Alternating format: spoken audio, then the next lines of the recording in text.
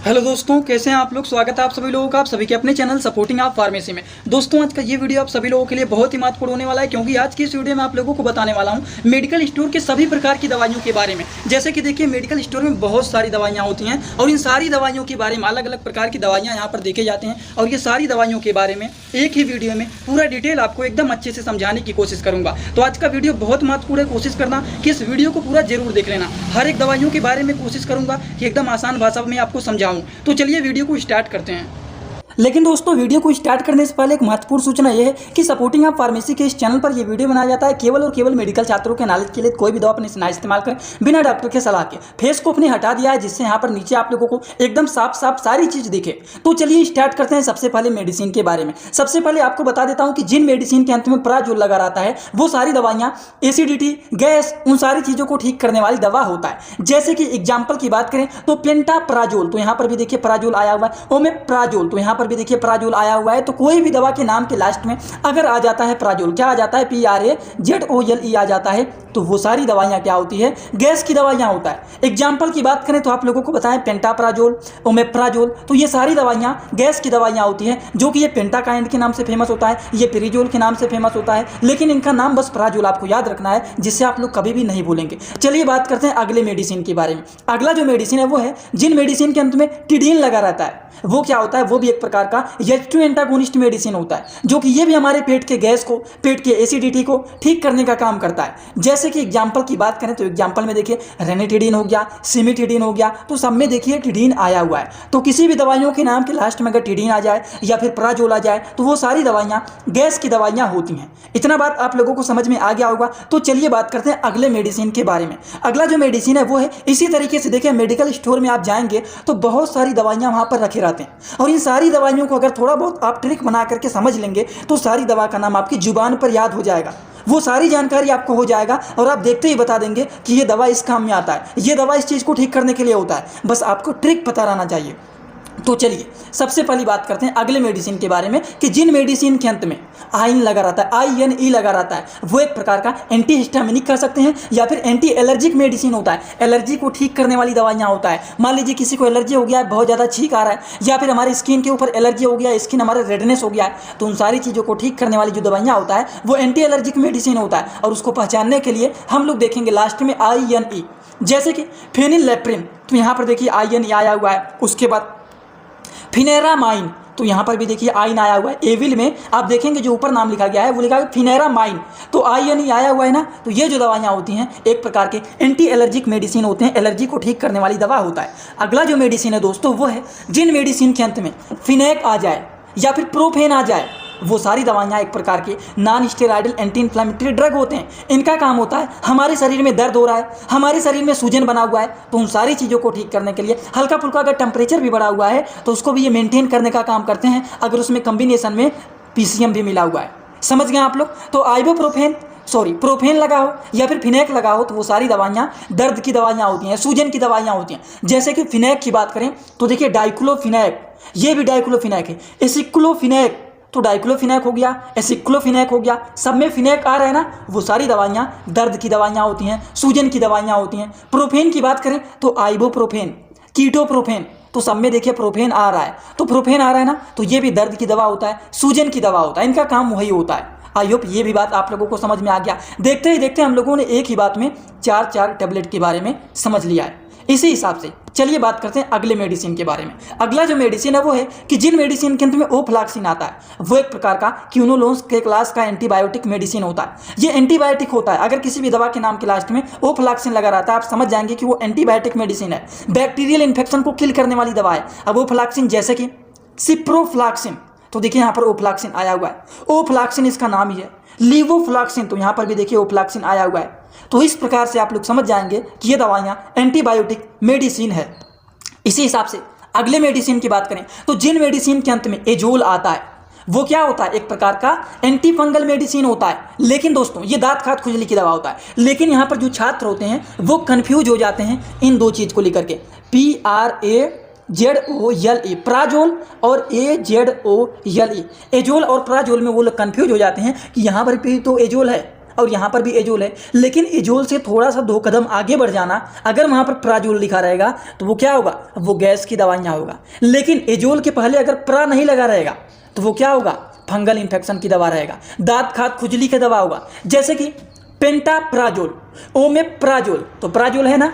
लेकिन एजोल की बात करें तो फ्लूकोनाजोल, माइकोनाजोल, टरकोनाजोल, लूलिकोनाजोल, इंट्राकोनाजोल, तो सब में आप लोग देखेंगे एजोल आ रहा है, एजोल आ रहा है ना। तो ये सारी दवाइयाँ दांत खाद खुजली की दवाइयाँ होता है। तो कभी भी आप लोग प्राजोल और एजोल में मत कंफ्यूज होना। जैसे कि एग्जाम्पल फ्लूकोनाजोल, तो एजोल आया हुआ है ना। कीटोकोनाजोल, तो यहाँ पर भी एजोल आया हुआ है। माइकोनाजोल, तो यहाँ पर भी एजोल आया हुआ है। तो सारी दवाइयों में देखिए एजोल आया हुआ है, और ये सारी दवाइयाँ दांत खाद खुजली की दवा होता है, जिसको पहचानने के लिए आपको केवल और केवल एजोल नाम याद रखना है। इतना बात समझ में आया ना आप लोगों को। तो चलिए बात करते हैं अगले मेडिसिन के बारे में। अगला जो मेडिसिन है वो है जिन मेडिसिन के अंत में माइसिन लगा रहे, या फिर साइक्लिन लगा रहे, या फिर सल्फा लगा रहे, वो एक प्रकार के एंटीबायोटिक मेडिसिन होते हैं। माइसिन रहे, साइक्लिन रहे, सल्फा रहे, वो भी एंटीबायोटिक मेडिसिन होते हैं। जैसे कि सल्फिनामाइड, तो यहाँ पर देखिए माइड आया हुआ है। एरिथ्रोमाइसिन, तो यहाँ पर देखिए माइसिन आया हुआ है। एजिथ्रोमाइसिन, तो यहाँ पर भी देखिए माइसिन आया हुआ है। और एक साइक्लिन का भी बताया, तो वो देखिए टेट्रासाइक्लिन। तो साइक्लिन रहे, माइसिन रहे, और क्या बताए हैं, माइड रहे, वो सारी दवाइयाँ क्या होता है, एंटीबायोटिक मेडिसिन होता है। जैसे कि सल्फिनामाइड, तो यहाँ पर देखिए सल्फा से कहीं ना कहीं मिल रहा है। एजिथ्रोमाइसिन, तो यहाँ पर देखिए माइसिन मिला हुआ है। साइक्लिन, तो साइक्लिन में आप लोग देखिए यहाँ पर है टेट्रासाइक्लिन। तो ये सारी दवाइयाँ एंटीबायोटिक मेडिसिन होता है। चलिए बात कर लेते हैं अगले मेडिसिन के बारे में। अगला जो मेडिसिन है वो है जिन मेडिसिन के अंत में बिटाल आ जाए, या फिर पैम आ जाए, या फिर लैम आ जाए, वो सारी दवाइयाँ एंजाइटी कह सकते हैं, या फिर कह सकते हैं क्लैम मेडिसिन होता है, या फिर कह सकते हैं ये सारी दवाइयाँ नींद की दवाइयाँ होता है। जैसे कि मान लीजिए कोई बहुत ज़्यादा डिप्रेशन में है, बहुत ज़्यादा चिंता कर रहा है, सर घूम रहा है, एकदम परेशान हो गए, तो उनको नींद की दवाइयाँ दिया जाता है। तो वो सारी दवाइयों को पहचानने के लिए आपको नाम याद रखना है। बिटाल लिखा रहे, पैम लिखा रहे, लैम लिखा रहे, वो एक प्रकार के सीडेटिव मेडिसिन होते हैं। जैसे कि एलेप्राजोलम के बारे में तो सभी लोगों ने सुना होगा। तो यहाँ पर क्या लिखा हुआ है, यहाँ पर LAM लिखा हुआ है, तो लैम आ गया। पैम की बात करें तो डाइजीपैम हो गया। बिटाल की बात करें तो ब्यूटल बिटाल हो गया। लोराजीपैम हो गया, तो बिटाल रहे, पैम रहे, लैम रहे, वो सारी दवाइयाँ। उसके बाद देखिए माइडाजोलम हो गया, तो यहाँ पर भी लैम आया हुआ है। तो ये सारी दवाइयाँ सीडेटिव मेडिसिन होते हैं। इतना बात आप लोगों को समझ में आ गया होगा तो बहुत ही अच्छी बात है, क्योंकि एकदम आसान भाषा में, एकदम ट्रिक के बेसिस पर आप लोगों को यहाँ पर समझा रहा हूँ। चलिए बात करते हैं अगले मेडिसिन के बारे में। दोस्तों इसी तरह से मैं आप सभी लोगों के लिए एक बुक बनाया हूँ, जिस बुक का नाम है A to Z medicine book. ये जो दोस्तों बुक है ये टोटल 600 पेज का है, जिसमें आप लोगों को टोटल 46 चैप्टर मिल जाएंगे, और साथ ही साथ आप लोगों को फ्री में पूरे बुक का 46 वीडियो लेक्चर भी मिल जाएगा हर एक चैप्टर का, जिसकी आप लोगों को मिल जाएगा मात्र 499 रुपए। ये बुक आप लोगों को PDF के फॉर्मेट में व्हाट्सएप पर मिलेगा, जो कि आप कैसे लेंगे, इसी वीडियो के कमेंट बॉक्स में जाएंगे, वहां पर एक लिंक मिल जाएगा। जब आप उस लिंक पर क्लिक करेंगे तो डायरेक्ट आप व्हाट्सएप पर पहुंचेंगे, उसी नंबर पर आपको पेमेंट करना है, वहीं पर आपको बुक और पूरे बुक का वीडियो लेक्चर भी मिल जाएगा। जो लोग लेना चाहते हैं ले सकते हैं, जो लोग प्रैक्टिस करने वाले छात्र हैं जरूर इस बुक को परचेज करें, जिसमें हजारों प्रकार की दवाइयों का नॉलेज आपको मिल जाएगा। दोस्तों जिन मेडिसिन के अंत में केन आता है वो लोकल एनेस्थेटिक मेडिसिन होता है। अब आप कहेंगे लोकल एनेस्थेटिक का मतलब क्या होता है, किसी भी पार्टिकुलर एरिया को जो सुन्न करने वाली दवा होता है, सुन्न करने वाले जो इंजेक्शन आते हैं, वो सारी दवाइयाँ लोकल एनेस्थेटिक मेडिसिन होते हैं। जैसे कि हमको दांत यहाँ से उखड़वाना है, इस दांत को निकालना, ये दांत सड़ गया है, तो यहीं पर लगा दिया जाता है लोकल एनेस्थेटिक इंजेक्शन, जिससे यहाँ पर एकदम सुन्न हो जाए और दांतों को निकाला जाए तो ज़्यादा दर्द ना हो, पेशेंट को ज़्यादा प्रॉब्लम ना हो, इसीलिए लोकल एनेस्थेटिक इंजेक्शन लगाया जाता है। और इसको पहचानने के लिए केन को देखा जाता है, CAIN। जैसे कि एग्जाम्पल की बात करें तो लिग्नोकेन, तो यहाँ पर देखिए केन आया हुआ है, तो इसको लगाया जाता है लोकल एरिया को, पार्टिकुलर एरिया को सुन्न करने के लिए। लिडोकेन का एक ऑइंटमेंट भी आता है जो कि सुन्न करने के लिए ये भी काम आता है। समझ गए आप लोग एकदम अच्छे से। तो चलिए बात करते हैं अगले मेडिसिन के बारे में। अगला जो मेडिसिन है वो है जिन मेडिसिन के अंत में वीर आता है, वो एक प्रकार का एंटीवायरल मेडिसिन होता है। जैसे कि एग्जाम्पल एसिक्लोवीर, तो यहाँ पर देखिए वीर आया हुआ है। रिबाविरिन, तो यहाँ पर भी बीच में देखिए वीर आया हुआ है। तो ये सारी दवाइयाँ क्या होता है, एंटीवायरल मेडिसिन होता है, जो कि वायरल इन्फेक्शन को ये किल करने का काम करता है। इसी हिसाब से जिन मेडिसिन के अंत में वुडीन आता है, वो क्या होता है, वो एक प्रकार का HIV एड्स के पेशेंट को दिया जाने वाला दवा होता है, जो कि HIV वायरस को मल्टीप्लाई होने से ये रोकता है, उसको बढ़ने नहीं देता है, उसको रोक देता है। जैसे कि एग्जाम्पल जीडोविर, यहाँ पर देखिए इसके नाम में क्या लिखा गया है, जीडोवुडीन, तो क्या आया हुआ है, वुडीन आया हुआ है। और देखिए यहाँ पर लेमिवुडीन, तो यहाँ पर भी वुडीन आया हुआ है और यहाँ पर भी वुडीन आया हुआ है। तो ये सारी दवाइयाँ HIV एड्स के केसेस में दिया जाता है, जो कि HIV वायरस को ये मल्टीप्लाई होने से रोकता है, इसको ये बढ़ने नहीं देता है, उसको वहीं पर रोक देता है। चलिए बात कर लेते हैं अगले मेडिसिन के बारे में। दोस्तों, जिन मेडिसिन के अंत में ओलोल आता है वो क्या होता है, एक प्रकार का बीटा ब्लॉकर मेडिसिन होता है। जिन मेडिसिन के अंत में प्रिल आता है वो एक प्रकार का ACE इनहिबिटर होता है। जिन मेडिसिन के अंत में सार्टन आता है या फिर डीपीन आता है, DIPIN, तो देखिए यहाँ पर सिंपली आपको बता देता हूँ, किसी भी दवा के नाम के लास्ट में ओलोल आ जाए या फिर प्रिल आ जाए या फिर सार्टन आ जाए या फिर डीपीन आ जाए या फिर माइड जाइड कुछ भी आ जाए, ये सारी दवाइयाँ ब्लड प्रेशर की दवाइयाँ होता है, BP की दवाइयाँ होता है, जो कि हमारे ब्लड प्रेशर को ये कम करने वाली दवाइयाँ होता है। जैसे कि आप लोगों को याद होगा, डीपीन में तो एम्लोडिपीन, ये क्या है, ये भी एक प्रकार का ब्लड प्रेशर की दवाइयाँ हैं। जैसे कि सारी दवा के बारे में एक एक करके बात करते हैं। सबसे पहले ओलोल की बात कर लेते हैं। तो यहाँ पर देखिए लेविटलोल, तो यहाँ पर OL आया हुआ है। उसके बाद प्रिल, तो देखिए लिसिनोप्रिल, तो यहाँ पर प्रिल आया हुआ है। उसके बाद सार्टन, तो यहाँ पर देखिए लोसार्टन, LOSARTAN, आप लोगों को यहाँ पर दिख रहा होगा LOSARTAN, तो यहाँ पर सार्टन आया हुआ है ना। अगला एग्जाम्पल की बात करें डिपीन की, तो डिपीन में आप लोग देख सकते हैं एम्लोडिपीन आया हुआ है ना। उसके बाद माइड जाइड की बात कर लेते हैं, तो फ्यूरोसमाइड, तो यहाँ पर माइड आया हुआ है। बेंड्रोफ्लूमेथाजाइड, तो यहाँ पर जाइड आया हुआ है। तो किसी भी दवाइयों के नाम की लास्ट में माइड आए, जाइड आए, ओलोल आए, प्रिल आए, सार्टन आए, वो सारी दवाइयाँ ब्लड प्रेशर को कम करने वाली दवाइयाँ होता है।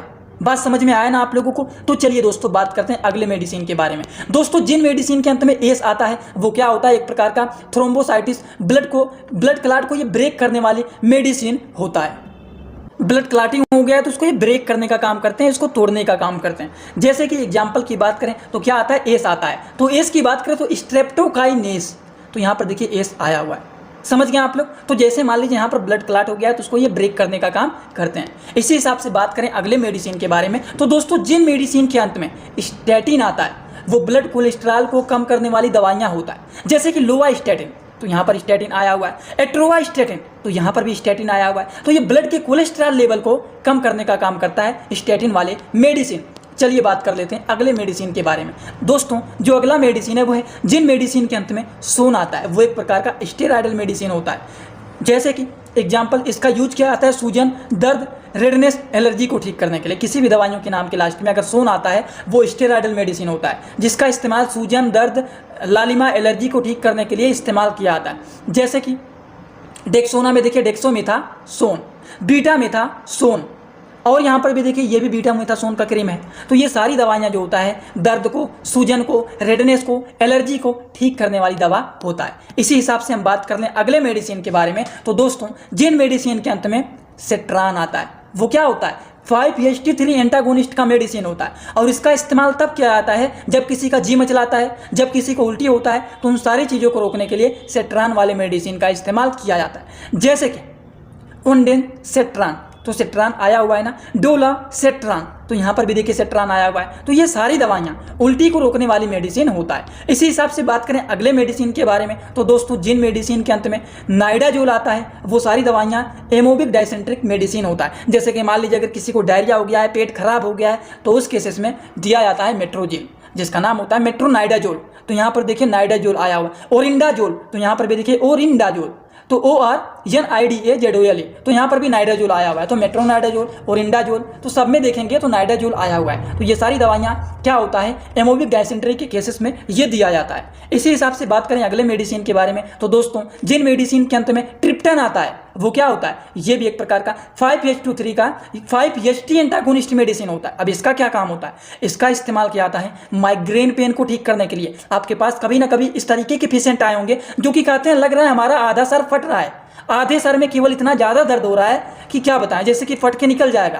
तो इस प्रकार के दर्द को हम हेडेक नहीं बोलते हैं कि सर में दर्द हो रहा है, इसको माइग्रेन पेन बोला जाता है कि आधा सर फट रहा है। तो उस केसेस में दोस्तों दिया जाता है सुमाट्रिप्टन हो गया, राइजाट्रिप्टन हो गया। तो ट्रिप्टन वाली मेडिसिन को दिया जाता है जो कि माइग्रेन पेन को ठीक करने के लिए ये काफ़ी ज़्यादा यूजफुल एंड पॉपुलर ये मेडिसिन होते हैं। इसको माइग्रेन हेडेक भी बोला जाता है। समझ गए कि आधा सर हमारा फट रहा है।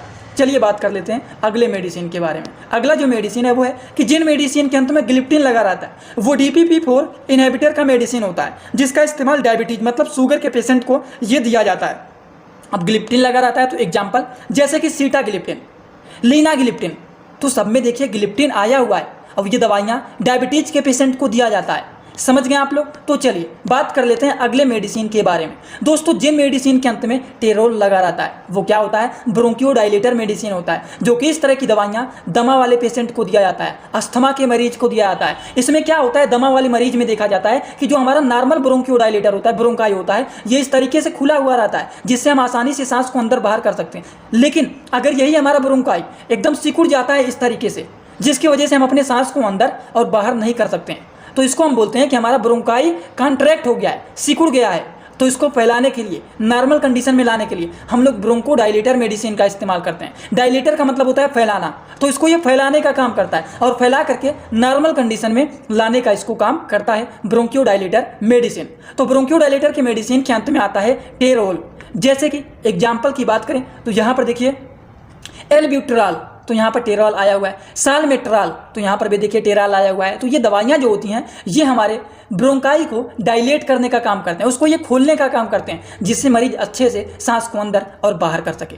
चलिए बात करते हैं अगले मेडिसिन के बारे में। तो दोस्तों, जिन मेडिसिन के अंत में जोलिन लगा रहता है वो दवाइयाँ क्या होता है? नेजल कंजेशन के केसेस में इस्तेमाल किया जाता है। जैसे कि ऑक्सीमेट्राजोलिन, तो यहाँ पर जोलिन आया हुआ है। तो क्या होता है, कभी कभी हमारा नाक ऐसा जाम हो जाता है कि हमारा आँख भी लाल हो जाता है, नाक में एकदम ईचिंग होने लगता है, आँख से पानी निकलने लगता है, नाक इतना जाम हो जाता है कि छींक आने लगता है, नाक से पानी गिरने लगता है। तो उन सारी चीज़ों को ठीक करने के लिए, नेजल कंजेशन को ठीक करने के लिए इस्तेमाल किया जाता है ऑक्सियास, जो कि हमारे नाक को खोलने का काम करता है। चलिए बात कर लेते हैं अगले मेडिसिन के बारे में। आप लोग बोर तो नहीं ना हो रहे हैं, इसीलिए मैं कोई भी अलग बात नहीं कर रहा हूं, एकदम डिटेल सारी दवा के बारे में बताते हुए चल रहा हूं। नहीं तो आप कहेंगे बहुत ज़्यादा बात करते हैं, वीडियो को लंबा करते हैं, इसीलिए कुछ नहीं, केवल और केवल दवा के बारे में आज बात होगा। ठीक, तो चलिए, जिन मेडिसिन के अंत में QUINE लगा रहता है वो एक प्रकार का एंटी पैरासिटिक मेडिसिन होता है, जो कि मलेरिया के केसेस में इसका इस्तेमाल किया जाता है। अब देखिए, जैसे कि क्लोरोक्विन, तो यहाँ पर QUINE लगा हुआ है। मेफ्लोक्विन, MEFLOQUINE, मेफ्लोक्विन, तो यहाँ पर भी क्वीन आया हुआ है। उसके बाद क्लोरोक्विन, CHLOROQUINE, क्लोरोक्विन, तो दोनों में देखिए क्वीन आया हुआ है, जो कि मलेरिया पैरासिटिक के केसेस में इसका इस्तेमाल किया जाता है। नेक्स्ट है लास्ट मेडिसिन की बात कर लेते हैं। तो जिन मेडिसिन के शुरुआत में, अब अंत में नहीं, जिन दवाइयों की शुरुआत में रीफा शब्द आता है वो दवाइयाँ टीबी के पेशेंट को दिया जाता है, जिन लोगों को टीबी की बीमारी हो जाता है, जिसको ट्यूबरकुलोसिस बोला जाता है। एग्जाम्पल की बात करें, रिफामेट हो गया, रिफाम्सिन हो गया, ये सारी दवाइयाँ टीबी के मरीज को दिया जाता है। इतना बात आपको समझ में आया ना? तो दोस्तों, जितनी बात आज आप लोगों को बताएं, ये सारी बात समझ में आया कि नहीं? अगर आप लोगों को ये सारी बात समझ में आया हो तो सभी लोग कमेंट बॉक्स में आइए और अपना फीडबैक जरूर दीजिए कि आज का वीडियो आप लोगों को कैसा लगा। एक बात और, जो लोग हमसे पर्सनल इंस्टाग्राम में जुड़ना चाहते हैं वो लोग जुड़ सकते हैं। जुड़ने के लिए सर्च करिए सपोर्टिंग ऑफ फार्मेसी, जो चैनल का नाम है, और कोई भी डाउट हो आप वहाँ पर हमसे पूछ सकते हैं सपोर्टिंग ऑफ फार्मेसी के इंस्टाग्राम में।